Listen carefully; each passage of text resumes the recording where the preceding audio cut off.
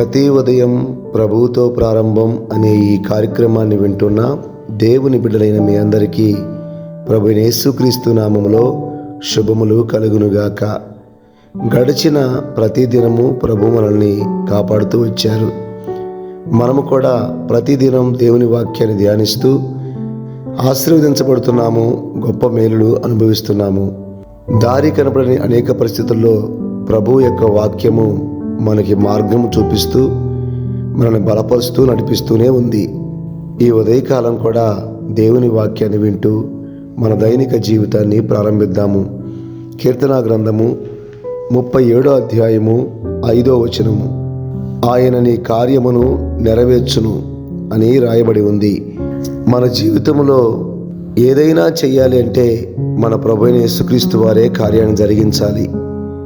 మనము విశ్వాసమైనప్పటి నుండి ఇప్పటి వరకు ఎన్నో మేలులు మనం అనుభవించాము అంటే దానికి కారణం ప్రభు యొక్క కనికరం మన మీదకి దిగి వచ్చింది. ఆయన మహాకనికరం బట్టే గృహాన్ని కట్టగలిగాము.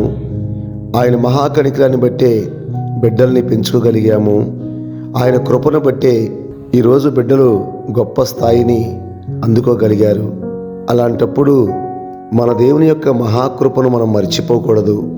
ఈరోజు మన స్థాయి గొప్పగా ఉంది కాబట్టి మనము ధనాన్ని నమ్ముకునేవారిగా, మనకున్న జ్ఞానమును నమ్ముకునేవారిగా మనం ఉండకూడదు. మన ప్రభువు గొప్పవాడు. ఆనాడు ఎలాగైతే మన కొద్ది స్థితిని దేవుడు అధికముగా మార్చడానికి తన చేయి చాపాడో ఆ చేతి నీడలోనే మనం దాగి ఉండాలి. ఆ మనసే మన హృదయంలో పనిచేయాలి.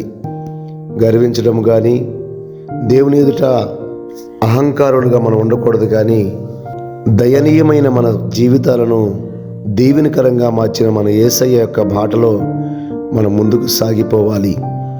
ఈ ఉదయకాలం ప్రభు మనతో సూటిగా మాట్లాడుతున్నాడు.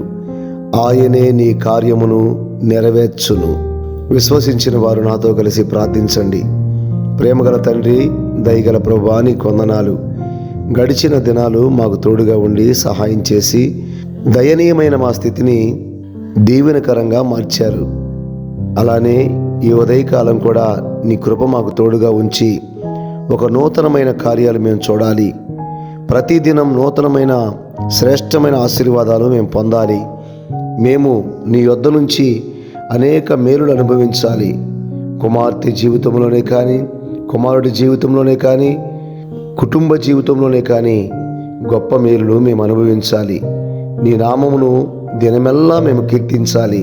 మా దేవుని గొప్పతనమును అనేకులకు ప్రకటించాలి. అట్టి రీతిగా నీ కృపను మాలో నిలబెట్టమని, నీ హస్తం మా మీద చాపమని, ఒక సంపూర్ణమైన దీవెనయు కృపయు మాకు అనుగ్రహించమని మా రక్షకుడు నీ ప్రియకుమారుడైన యేసుక్రీస్తు నామములో ప్రార్థించుచున్నాను తండ్రి. ఆమెన్. మన ప్రభు యేసుక్రీస్తు వారి యొక్క సర్వకృపాక్షేమములు మనకు తోడుగా ఉండునుగాక.